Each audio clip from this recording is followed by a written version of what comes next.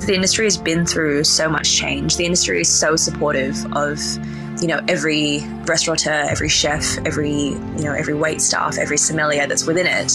So the ability for us to progress, to move forward and to change and to make positive change in the industry, no time like the present to do it. This is the Deep in the Weeds podcast. I'm Anthony Huckstep. Working under great mentors can provide the building blocks of opportunity. And taking that next step to showcase your own talent can be intimidating for some. But unless you walk through the door, you'll never know the benefits and rewards of carving your own career. Rosheen Kaul is the head chef of Etta in Melbourne. Rosheen, how are you? I'm really good, thank you. How are you? I'm good. Thanks for coming on the show. You've really sort of made a real name for yourself and in your role at Etta. But what was it like for you taking that role when you first sort of accepted the job? Well, it actually took quite a lot of convincing, and I was terrified. And I mean, in a lot of ways, I still am actually, but it's just I'm scared of different things now. Well, you've really made it your own. Take us back to that time, and you said it took a little bit of time. Take us through that process and the doubts that you had, and then what finally got you over the line. Well, I did. Actually, the timing is pretty good. I did an International Women's Day dinner at Etta with the previous head chef in 2020. And that's where I met my delightful boss and the owner of Etta, Hannah Green. And so we had, some lovely, friendly interactions, not too much more beyond that. And in 2020, I wrote a zine with a friend of mine, Joanna Hu. We got quite a bit of publicity for it because it was a very cool, very aptly named isolation cookbook. And because there was a little bit of press, I think I may have caught Hannah's attention, and she cold called me in August of 2020, offering me the position. Because she hadn't forgotten me, basically, in her own words, but more than anything else I think she just was quite interested to just chat further and just see if she could find a personality that she could work with and just have as the right person, I guess, to be with her in that restaurant, in that space. And she was convinced that it was me. But I wasn't so easily convinced. Yeah, because I had only actually been been promoted to chef de partie at Dinner by Heston before I had lost my job there due to the closure. So I was at best, I was a mid-level chef, and I had still plenty to learn. I still have obviously much to learn in terms of honing my skill as a chef. And so that was my major concern. That was my major stop. And also I hadn't run a team. I hadn't run a kitchen. I hadn't any of the experience that I wanted before I finally took the reins of my own kitchen. I couldn't see it for at least, 8 to 10 years from now, basically. Very, very much not ready. And it was actually basically, it was the conversation really went, thank you so much, but no, absolutely not. But it was over a course of a few phone calls, and she basically wore me down. She was basically like, have you written a menu before? And I was like, yes, I have. It's like, have you run a team before? How many chefs do you look after at dinner? I was like, at any one time, 6 to 7 in my section. And she was like, cool, Etta's only got 4 chefs. One of them is you. And I was like, all right. She was like, have you costed a menu before? I was like, yes, I have. And she was like, that's your whole job. Anything else I can teach you. And I was like, okay, but I mean, it was a really a beautiful way to simplify what it is that I do. But, as I've obviously come to learn, it's significantly more than that in my day to day. But, when she put it that way, I was like, oh, I don't know, I guess. And she's like, look, just come cook for me. And I ended up doing did a lunch for 12 people, including, the head chef at Hazel, a few other unexpected industry big dogs that I did not expect to see. Did a lunch, she was happy, and she offered me the position. And here we are. Yeah. What was it like then once you started the role, with your sort of apprehension to take it on at first, but once you sort of got in there and sort of got your hands on the tools, how did it feel? Was there a time when you felt like, yeah, I've got a handle of this and this is kind of quite an exciting journey? No. And I mean, it would be, there have been times when I have felt that, I think this is under control now, but then there'll be one curveball after another. Obviously, of course, we all lived through last year. And, with persistent closures, staff shortages, constantly, I mean, we'll use that word pivoting as we love, constantly pivoting to takeaway. There was never really that time to sort of get momentum going. But I think the key for me has been finding the right people, and more than anything else, just having and keeping the staff that were the right ones and because initially it was just a matter of getting hands in, just, get whoever you can, and just get this place going because, of course we'd been closed for far too long and we just needed bums on seats again. And it was hard, but it was a baptism by fire, truly. And it was we had a really, we do have a very supportive local community, and they were just keen to be back. They were keen to see they were wondering who was cooking. They just wanted to know who I was. And that sheer amount of support and the amount of people who just come to the class and be like, this is great. This is your first time. This is great. Who are you? And so it was really just because I had that amount of support from everybody, the front of house, the people in the kitchen, from Hannah, especially Hannah. I never felt that I was, drowning, but it was my own, I think it was my own pride and my own desperation to do as well as I could. That was what made it truly difficult. Yeah.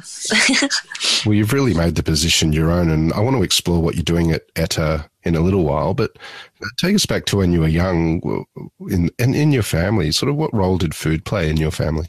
Well, I'm of mixed Asian heritage. My mom and my dad met in Singapore, but my dad is from Kashmir. My mom is further on again. She's of Peranakan Chinese, a little bit of Indonesian, a little Filipino, just very mixed. We're a very mixed family. I was born in Singapore as well. And food has been sort of the unifying thread for my family, and also just the way that we bond, we show love, we communicate. My parents are both excellent cooks.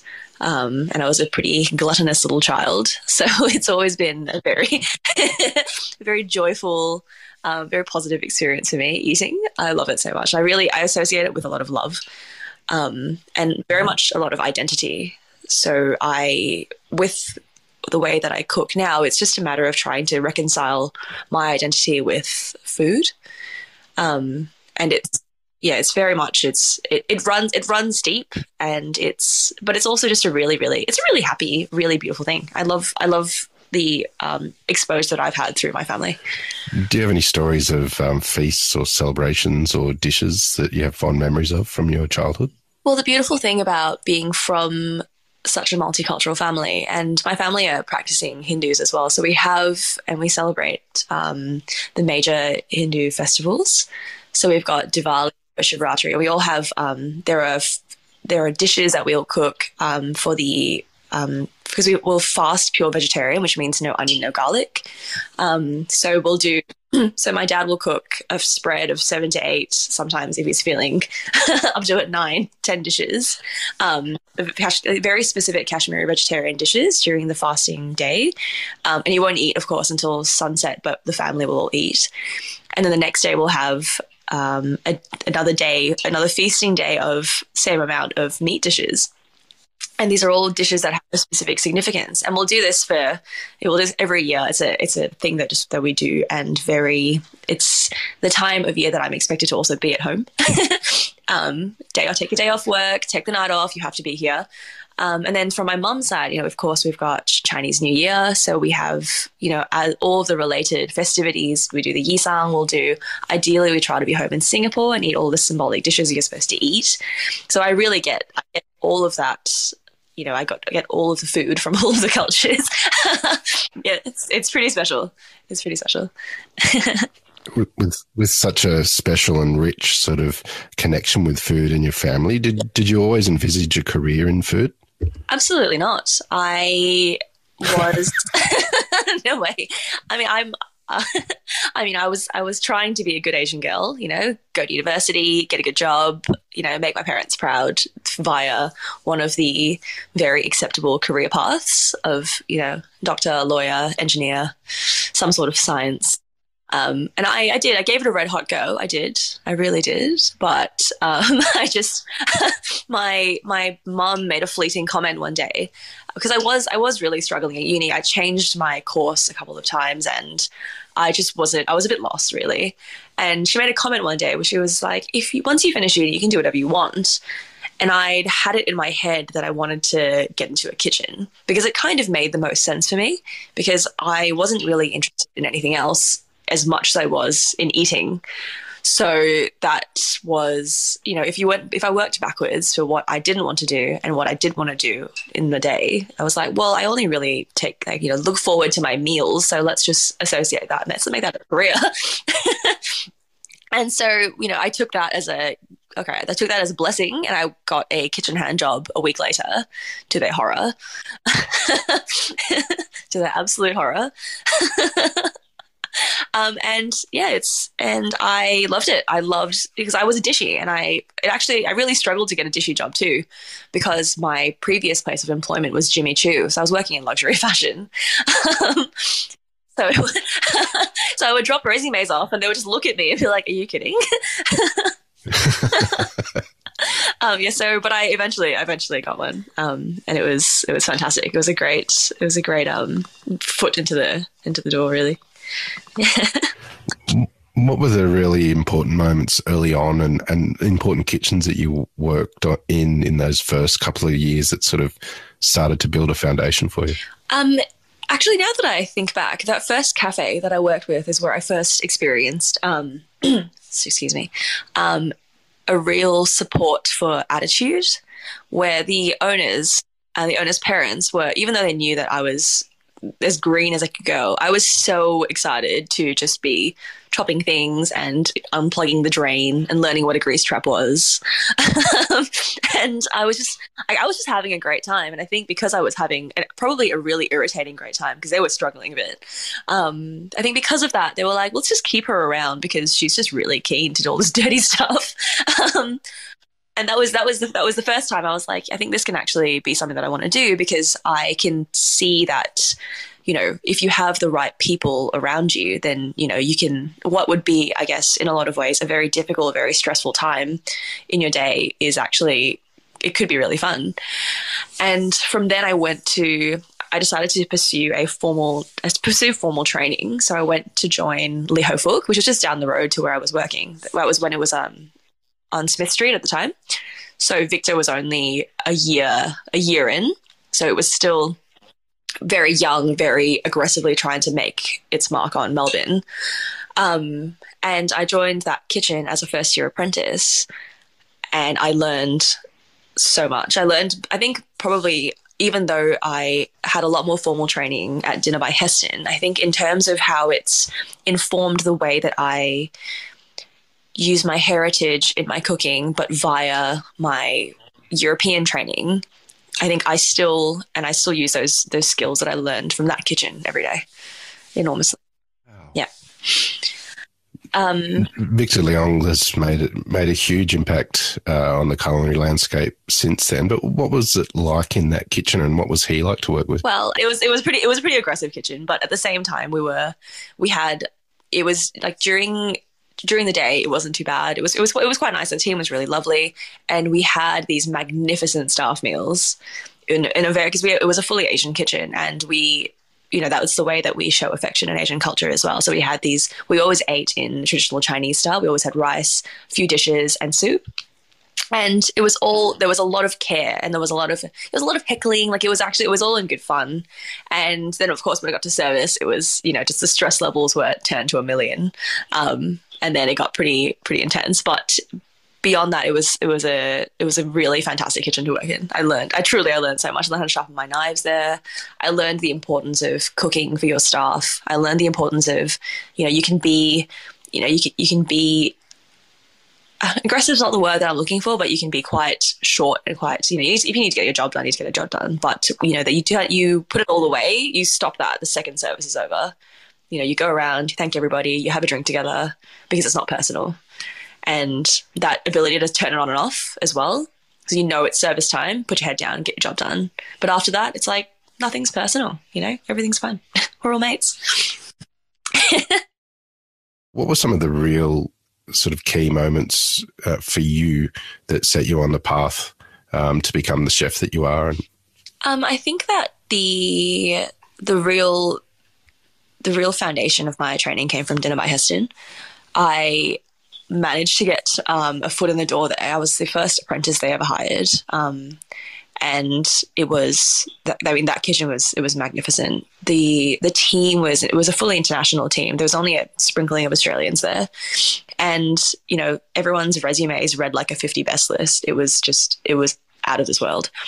And every chef that was there either was an expert on something very particular, or they knew the menu inside out. They knew the history of the food inside out. It was such a well-educated, motivated team. And, we were all just trying to outcook each other every day. It was a really, really, really difficult job. We had massive days, and you before you'd walk in the door, you would inhale, exhale, and then get in there and start running. It was a lot. It was a lot. And, you learn that, no matter how busy you are, there is no excuse for making mistakes. There's no imperfection. There's nothing that will accept that, aside from the best, because every customer could be dining there for the very first time. And so you owe them the best experience they could have, because even though it's a repetitive job for you, it's, somebody's, experiencing this magic for, they could have saved up for it, could have flown in for it from somewhere else, so you owe them that. And, we had that really drilled into our heads, really, that it's not about you, it's about them. Because people, for a lot of people, especially for Heston Blumenthal's food, people have been, people would be chasing the chef all over the world, being like, one day I just really, really, really want to eat this food. And when you get there and you're like, sorry, I don't have these 3 dishes because the chefs didn't make it today, it's pretty disappointing. Yes. Yeah, so there was no excuse. There was no excuse for anything but the best. There was, yeah. Dinner by Heston ended up closing. What did you do in that period of time leading up to sort of that closure and everything that's happened in the world in the last couple of years? Well, dinner closed over quite a long period of time. It was several months before they finally shut the doors. And they did try and significant changes. Well, mostly one to the menu, where they went from an a la carte menu to a full degustation menu. They also tried to really, really keep a handle on our hours, but with the volume that we do, and with the volume that we did, and with the, of course, expectation and the standard that we still had to do, it was difficult, because they shrank our hours, but we still had to get the same job done. So it was just another level of pressure, because it was like, it's fine, we'll just come an hour earlier. They're like, you can't, sorry, too bad. So yeah, it was hard. It was honestly, I am so disappointed that restaurant closed. I wasn't ready for it to close. I wasn't finished learning yet from there. Yeah, it was very, very disappointing, heartbreaking even. The last 2 years have had an incredible impact on so many. What's it leading up to Etta? What has it been like for you, the impact of the pandemic? I was one of the very lucky ones. I was very fortunate because I had my parents' house to live in. I had my parents' home as well, and we had a very good relationship. And because of that, I wasn't financially stressed out. So I do know that in terms of compared to a lot of people who went through the pandemic, I was truly fine. And because I had that safety net, I was able to spend a lot of time thinking that if my career of being a chef was no longer viable in this world, or in a post-pandemic world, what else could I do? And I thought about it, and I came to the conclusion that whatever I did, I really, really wanted to still work in food. And from what I could do from where I was sitting, that became writing. And I called up a friend of mine, Joanna, who is a fantastic illustrator, but she's also ex-hospo. She used to work at the Fat Duck, and then she worked at Dinner by Hester for a while, so that's how I met her. She also was at home, just waiting it out. And I was like, hey, do you want to just do a little zine of just like a couple of Chinese recipes, and you just illustrate them, and then we'll just print a couple and see if anybody cares? And she was like, yeah, that sounds great, because we were both pretty bored. And being being hospo perfectionists as well, we ended up going way overboard. Yeah. But the final result, which we wrote it in a week, but it was a week of no sleep. It was editing, it was formatting, it was, Joe was hand painting everything. We ended up getting it printed. Stunning, heavy card as well. And it was beautiful. And we ended up selling the 20 copies we'd printed within like a few minutes to people who are like just friends of ours. And then we ended up getting picked up by The Guardian about it, because it started getting a bit of traction on our page. And then we got picked up by Broadsheet, and then we ended up being mentioned in the Good Food Guide, and we printed a couple of different volumes of it as well. It was just a really lovely way of, one, passing the time, but two, having a really amazing creative outlet where Joe was drawing, I was writing, and I was taking photos on my iPhone, and they were just ending up really lovely as well. But the whole thing was just such a great way to find a new niche, carve out a new niche for ourselves in a pandemic world. Did that experience change your perceptions or the way you approach food? It really did, because prior to that, I was only cooking, other people's food. I was cooking the food of the chefs that I had, sought out to work with. And I'd never written a recipe formally before. I'd never cooked my own take on anything before. And the first edition was just basic Chinese cooking, because I took it upon myself to, after quite a lot of contact with a lot of people off my personal Instagram page, asking me how I was cooking this and this and this, and how to cook that, and how to use a wok. And I was like, there's clearly a lot of people who are cooking at home who don't really know how to approach Asian foods, or particularly Chinese food. And I was like, I have some base knowledge here, being, of the heritage, but also having worked in a Chinese kitchen. So I was like, you know what, I'll take it upon myself, and I'll just, I'll write it up for you. And, I'll write you some basic recipes, like how to cook rice, how to stir fry properly, how to stir fry green vegetables, how to make a broth, all the basic tenets of Chinese cooking. Instead of just seeing, which is heartbreaking, seeing like stir fry sauce, pre-cut stir fry vegetables. I'm like, what is that? I don't even know what that is. Stir fry strips. I'm like, guys, this cuisine is, it's beautiful, it's ancient, it's precise, and you have the time, I have the time, so let me show you. And that was the first one, and that was all basics. And the second one that we did was me just going full freestyle on my heritage.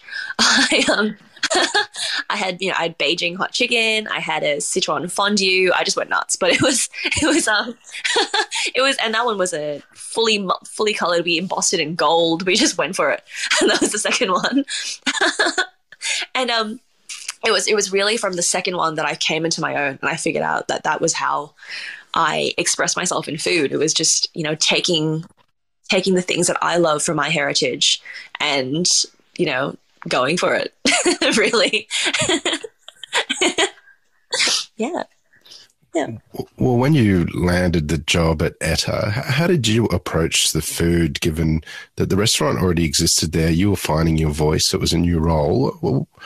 What did you do in those early stages in regards to the menu? So being a pre-existing restaurant meant that there were certain things on the menu that the customers had, like, they were always going there The really good thing was that because there had already been two chefs before me that had already been basically solidified as the foundation of Etta and what had to always be there, which was really, really helpful because, you know, if you're just told, all right, here's a restaurant, here's a menu, enjoy, love your life.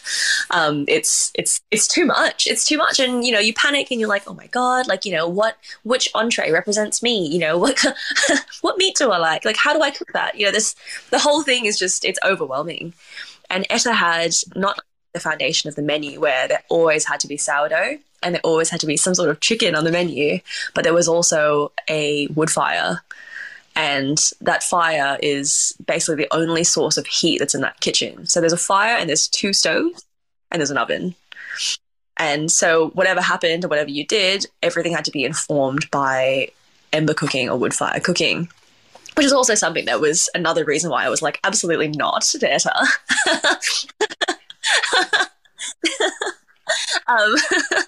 But having that structure and also knowing that, and having been somebody who's grown up in Melbourne, who's dined in Melbourne, and is very familiar with, you know, what people expect for wine-friendly dining.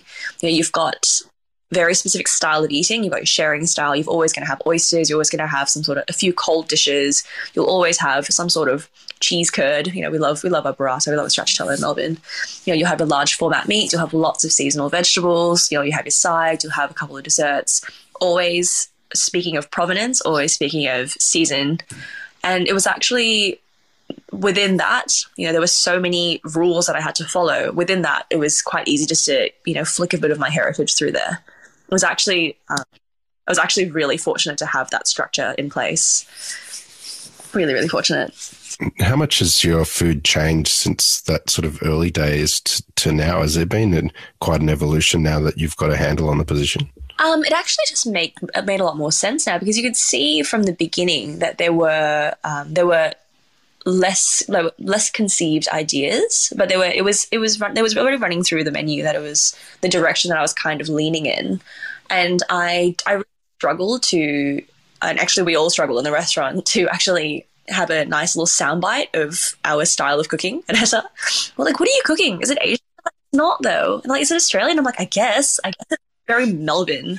Really, I don't really know what it is, to be honest. But it definitely still follows that structure. We've still got bread, we've still got oysters, we've still got our cheese curds, we've still got our large format meats. You still order in groups of, you know, a couple of starters, a couple of mains. You know, you can order a bit more if you like. You can snack, you can have a big meal. It's up to you. It's still unashamedly, it's Etta. It is Etta. It is the experience that you can experience it the way you always have. Whereas the flavors have just been turned up to a million. Do you have any examples of dishes that you have on the menu at the moment that sort of typifies your cooking and that sort of structure that Etta has given you? There's one dish that Hannah Green loves to keep saying that this is me on a plate, which is actually not the one that I would expect either, but it's just our fried zucchini flour.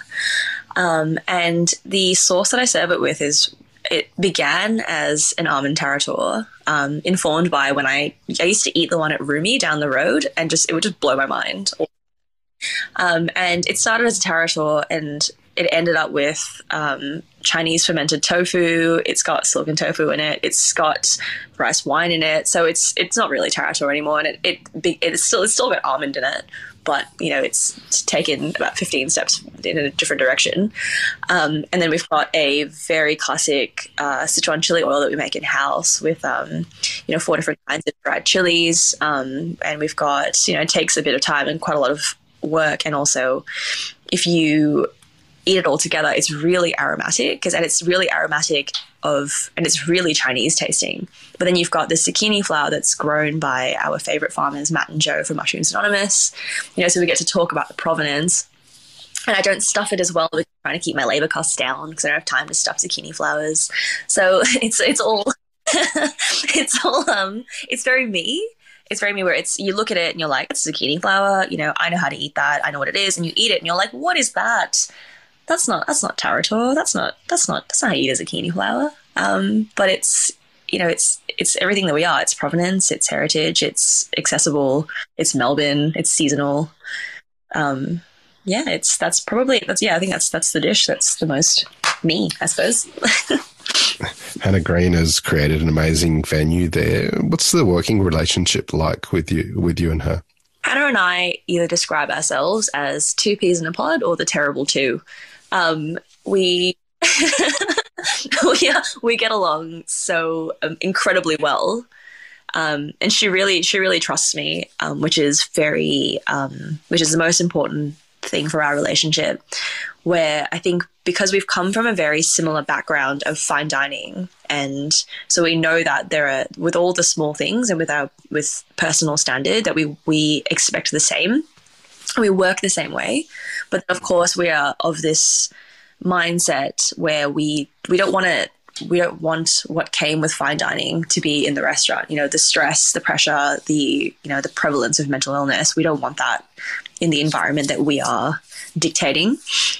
And so, there's all of these things are unspoken, but they also, of course they are spoken about too, but the way that we work is so cohesive, and just the way that she trusts me to do basically whatever I want, but with respect to what the restaurant is, with the wine that we pour with our customers. Yeah, we've got a very special relationship, Hannah and I. You're part of a really important sort of new wave restaurant in the Melbourne landscape. What is it that you love about what you do? I love that. I love the honesty in what we do at Etta as well. I love that we are all sort of building a new world, because we have we have the platform, I think, and we've had, because the industry has been through so much change. The industry is so supportive of every restaurateur, every chef, every wait staff, every sommelier that's within it. So the ability for us to progress, to move forward, and to change, and to make positive change in the industry, is no time like the present to do it. And if you look, 2 years ago, 3 years ago, it's the way that Melbourne dined was very well dictated.